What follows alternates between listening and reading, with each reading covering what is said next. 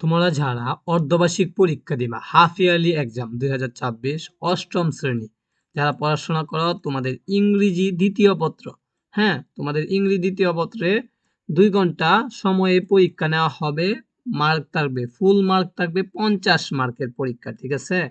এর মধ্যে সেকশন 1, হ্যাঁ, এবং সেকশন বি, দুইটা সেশনে মানে দুইটা ভাগে ভাগ করা হয়েছে প্রশ্নটাকে, বুঝতে পারছো? কয়টা ভাগে? দুইটা ভাগে। একটা হলো গ্রামার আর একটা হলো লিখিত অংশ, ঠিক আছে, মানে রাইটিং পার্ট। গ্রামারে তোমাদের মার্ক থাকবে 30 মার্ক এবং রাইটিং এ থাকবে তোমাদের, লিখিত অংশে থাকবে তোমাদের 20 মার্ক। এভাবে তোমাদের 50 মার্কের পরীক্ষা হবে। শিক্ষার্থী বন্ধুরা দেখো, সর্বশেষ 8 নং এ তোমাদের কি আসবে?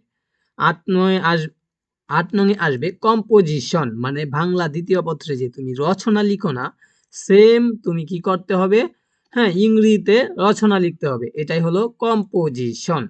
তো ডিসিপ্লিন সম্পর্কে তোমাকে কি করতে হবে? রচনা লিখতে হবে।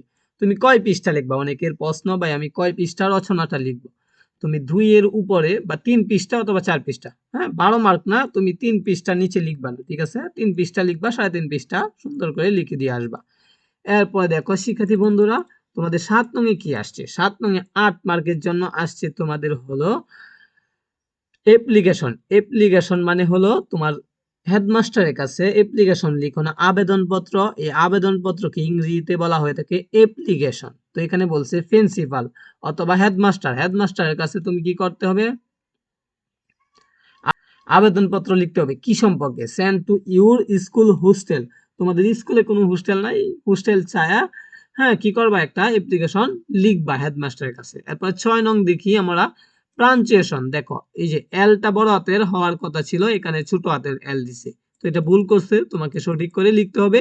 যেখানে কমা হবে, যেখানে ফুল স্টপ হবে, যেখানে দাড়ি হবে, সরি দাড়ি না, আশ্চর্যবোধক চিহ্ন হবে, যেখানে কমা হবে, এগুলা তোমরা ঠিক ঠিক জায়গায় কি করবা? বসাইতে পারলে 5 মার্ক পাওয়া যাবে। দেখো শেষে একটা ফুল স্টপ হবে, এখানে দেয় নাই, তুমি তো জানোই, হ্যাঁ সেন্টেন্স শেষ হলে, বাক্য শেষ হলে কি হয়? একটা ফুল স্টপ দিতে হয়। তো এইভাবে তুমি কি করবা? কমপ্লিট করবা পাঞ্চুয়েশনটাকে। এরপরে দেখো 5 নং এ চেঞ্জিং সেন্টেন্স, নেগেটিভ করতে হবে সেন্টেন্সটাকে, তোমাকে কি করতে হবে? নেগেটিভ করতে হবে। এই সেন্টেন্সটাকে অ্যাসার্টিভ আছে, এই সেন্টেন্সটা বুঝছো, এটাকে অ্যাসার্টিভ করবা, ঠিক আছে। এরপর এই সেন্টেন্সটা অ্যাফার্মেটিভ করতে হবে, এই সেন্টেন্সটাকে অ্যাসার্টিভ করতে হবে, এটাকে পেসিভ, হ্যাঁ ভয়েস করতে হবে। এরপরে দেখো changing the following faces into indirect page.